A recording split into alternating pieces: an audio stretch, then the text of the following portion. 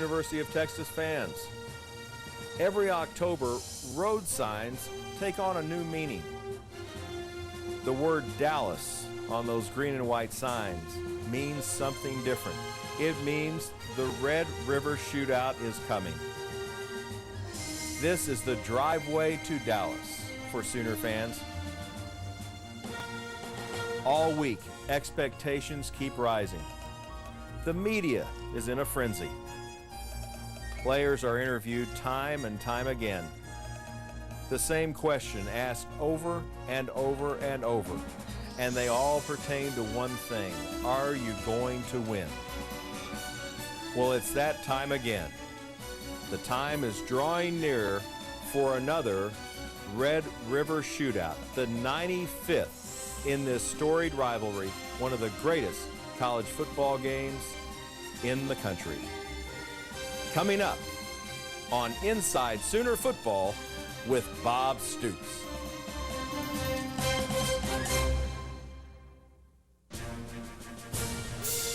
The nation's first and longest-running coaches show, chronicling 47 years, including 6 national championships and 36 conference championships. Now, the show enters a new millennium of Sooner greatness.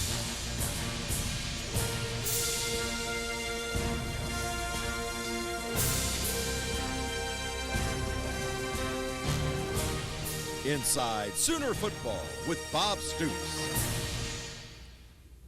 Hi, everybody. Welcome to Inside Sooner Football with head coach Bob Stoops. I'm Bill Teetens. Glad to have you with us. As you saw in the opening to the program, it is OU Texas Week, always a big one, Coach. We want to get into detail about that. But let's talk about Kansas last week for a moment. You go 4-0, you win the ball game, you're 1-0 in the conference, in the top 10 rankings. You got to feel great about where your team is right now. It's a good beginning, good start to the season. Definitely being 4-0 and playing the way we have is good. We focused hard on mistakes and problems. Hopefully we've corrected some. But still, you're doing a lot of good things when your conference opener, Kansas, a good football team, and to win 34-16 is good. Created a bunch of turnovers defensively, 7 turnovers, 5 interceptions, 7 sacks, and offensively came up with some big plays and points. So a lot of positives. And you got better as the game went on, especially defensively. Yes, without question. They had said that they had worked on us for a couple of weeks and both sides of the ball, but they started off and did a few wrinkles here or there that helped them move the football, and a few breakdowns on our part, but we settled down really early in the second quarter, and from then on we were able to shut them out and limit the yardage, create turnovers, create a lot of big plays ourselves, and give our offense good field position. Well, it was a good performance for the Sooners, though it was a little rough to begin with. At the end, the victory over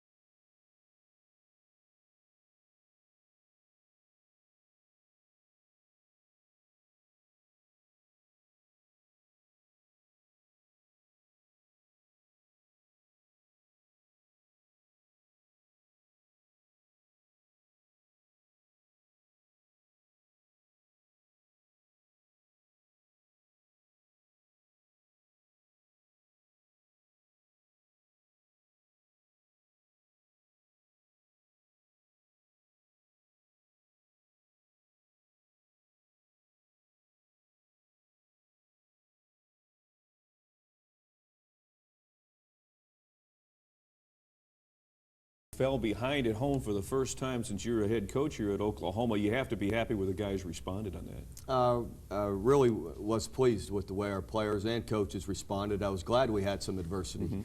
Really, I didn't think we could stay ahead of everyone the entire time throughout the season, you know, ahead of everybody that way. So it was good to have some adversity, have some things go wrong. No one panicked. We got some things corrected. Players settled down, got familiar with what they were doing to us, really both sides of the football, and we were able to move the ball. We were able to come up with big turnovers defensively, and a guy hadn't been sacked all year. You know, to get 7 sacks on him, you're not going to see that very often. You know, Josh Heupel has been so accurate. He's the most accurate passer in the country right now. But you've got him running touchdowns. You even got him blocking out there. He's doing everything for you, isn't he? He has, you know, and he's had positive rushing yards, you know, and he had a big run the other day against Kansas that was called back. Netted about 35, 40 yards before called back. So we might have to go to quarterback draws and in some option. Who knows? That's great. Okay, how about things that you need to have worked on this week to get better for Texas? Obviously, a step up in a team here that you're going to face. Yes, overall as a team, really in all areas, we have got to be a smarter team. We've worked hard on that and put pressure on the players to do a better job mentally and both sides of the ball. Defensively, obviously, you know, receivers getting behind us. We had a few so, you know, that's going to happen occasionally. I guess you watch the NFL and those guys do it for a living, and you see it happen to them. But there was a few too many the other night. I understand that can happen occasionally, but we've got some things corrected, and some of that was just some breakdowns off of scramble plays where the quarterback bought some extra time, and we need to do a better job of keeping up with receivers when they break off and change their route, and hopefully we've corrected some of that. Offensively, continuing to emphasize keep taking care of the football. We must take care of the football and not turn the football over, and you know that's a major factor. That and penalties. So hopefully in some of those areas we've corrected some things. And good week of work for the Sooners, and of course Texas is ahead. But you know, you go look back last week, and it was the 50-year reunion of one of the great Sooner teams of all time. We'll talk about that when we return.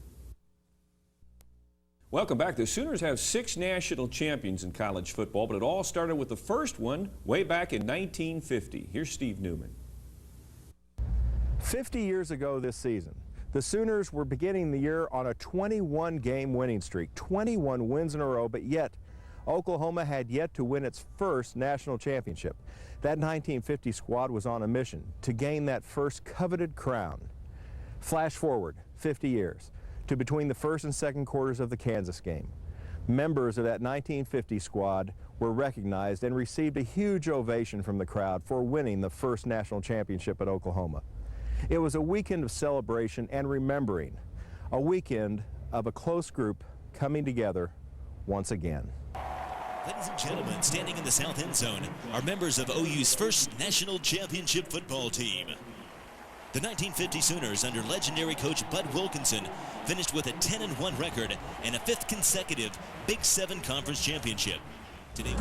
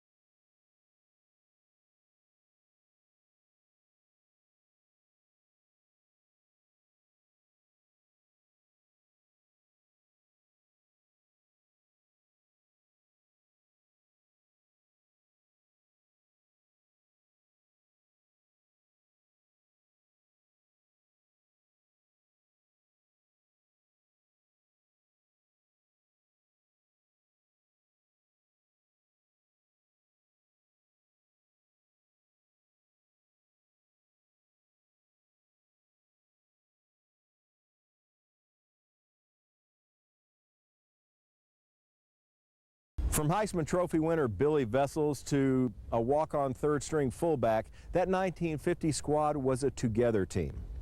They worked as one, they believed as one, and they won as one. And this past Saturday, that togetherness was reflected after 50 years. Back to you, Bob and Bill.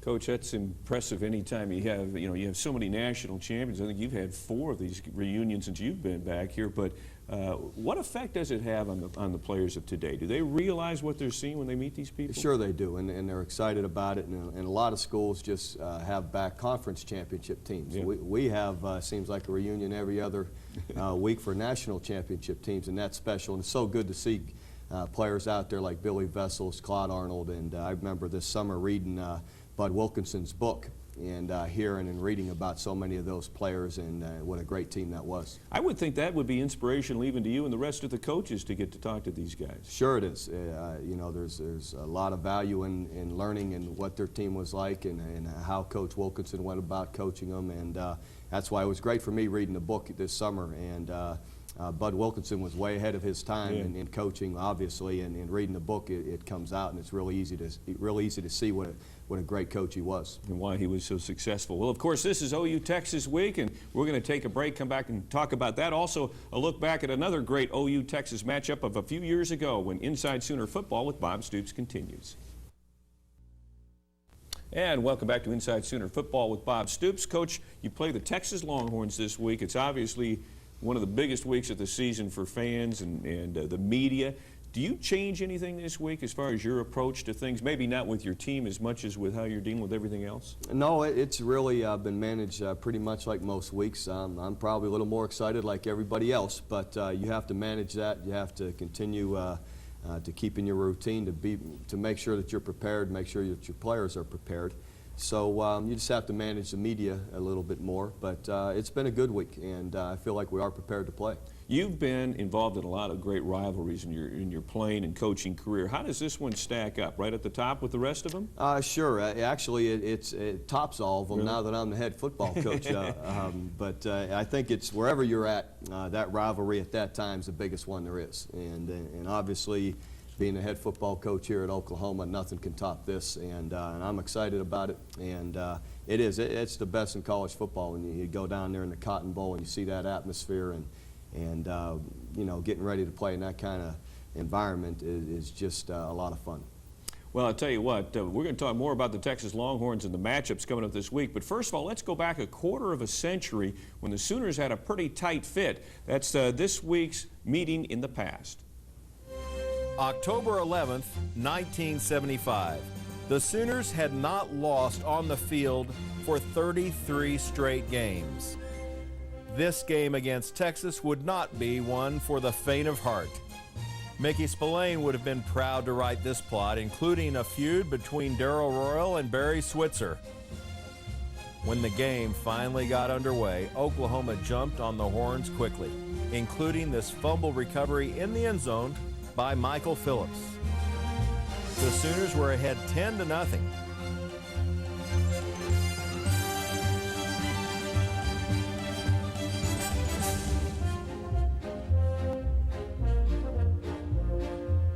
That lead extended to 17-7 before the Sooners started disengaging themselves.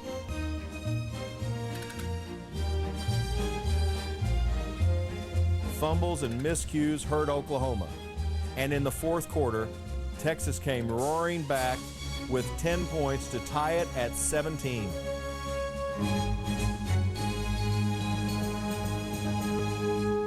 Time running out.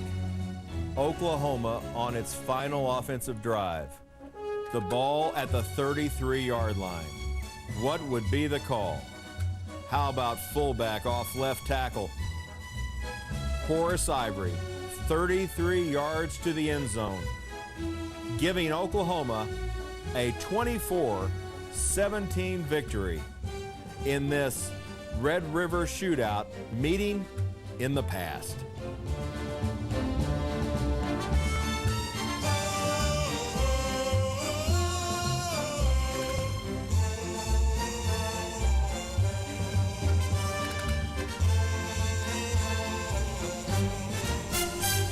Coach, when you're playing this game, I guess you tell your guys every game, but especially in this one, you better play till the gun sounds to end it because you never know what's going to happen. That's right. It's a 60-minute football game, and you know, you need to be prepared for a fight the entire time. You're going to experience some adversity through the afternoon. You know, handle it, keep playing, play hard for 60 minutes, and play smart, and you're going to have a chance to win. Let's talk about the Texas Longhorns a little bit. Obviously a very good team. Their quarterback situation has definitely been an interesting one this year, but Major Applewhite is a guy that's as good as anybody in the country right now. Without question, he's an excellent competitor and an excellent quarterback. You know, last year we've been through that tape 100 times, but we knocked him down, we counted 17 times. Wow. And some of the balls he put in there, he got two people right on top of him, and he found a way to get him in there. So he made the plays a year ago. There's no question about it. But you know, this year we need to go out and continue to pressure him, play good against the run, and hopefully we'll make a few more plays this year. Your secondary, you're talking about what happened last week against Kansas, good and bad. But in the good things, as the game went on, your secondary came up with some huge plays, 7 turnovers, but 5 interceptions. Thatcher gets 3 of them himself. I mean, that's the kind of plays you need in this game. There's no question. If you told me that we could do that this week, we give up a couple plays, but we'll make 7 turnovers and force 7 sacks, I'll take it. Right. And but there's no question. You know, we've got to get pressure to the quarterback. Here, the quarterback, you know, makes a poor decision. J.T. Thatcher there's covering a crossing route, poorly thrown ball, but J.T.'s in the right spot, comes up with the interception. Here, Roy Williams there knocks the quarterback off balance and forces a poor throw. And J.T. again is right in the right spot to make, you know, to have one of his 3 interceptions. And you're going to have a Roy Williams against a Roy Williams. At least there'll be 2 of them out there this week. They've got a fine freshman receiver who's a big guy. But let's talk about some other things about Texas. Their defensive line is very good. When you take a look at Hampton, you take a look at Rogers, you've got, that's going to present a major problem for any team. They're definitely a talented group. They're a group that gets good pressure on the quarterback, big, strong guys inside. That's a major factor in the football game, that we're able to protect our quarterback, get the ball off, and run the ball as well. So we're going to need to play well up front. You know, special teams are so good. You guys are doing a good job. They've got a great kicker. They've had a few problems having punts blocked, but it's interesting matchups there as well. It is. We have been to this point very consistent and strong in our kicking game. Hopefully that will continue. Hopefully we'll be able to create some big plays against them in the kicking game, and you know, we've worked hard on it, so hopefully that'll be the case. Well, we'll take a break and be back to wrap it up on Inside Sooner Football with Bob Stoops. The Sooners and Longhorns will kick it off at 11:10 Saturday morning. I know you're ready, and I'm sure your fans are ready too. We're excited. I know our fans will all be down there, and we're going to play our best, and hopefully our fans will be a little bit louder than theirs. Coach, best of luck to you. Hopefully we're talking about a win next week. I'm counting on it. Okay, thank you, Bob. For head coach Bob Stoops, I'm Bill Teague, and so long, everybody. Inside Sooner Football with Bob Stoops. Brought to you by Oklahoma Farm Bureau Insurance. All-around coverage, all around Oklahoma. OG&E, power at the speed of life. Your Oklahoma Ford dealers, the best in Oklahoma. Oklahoma Tank Lines, seamless delivery every time. National American Insurance Company, Oklahomans working hard for Oklahomans. And by Carl's Jr., home of the char-broiled burger with 67 locations throughout Oklahoma. Carl's Jr. Promotional considerations by Audio Midwest, Stillwater, and Midwest City. Furnishings provided by Mr. Robert Fine Furniture in Norman.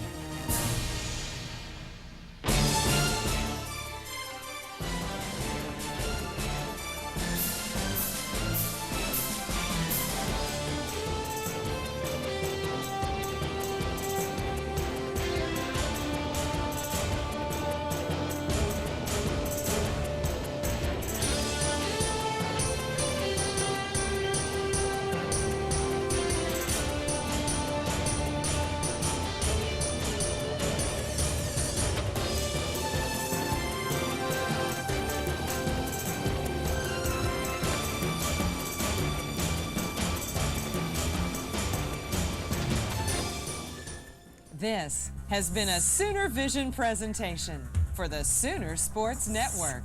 in cooperation with Sooner Sports Properties.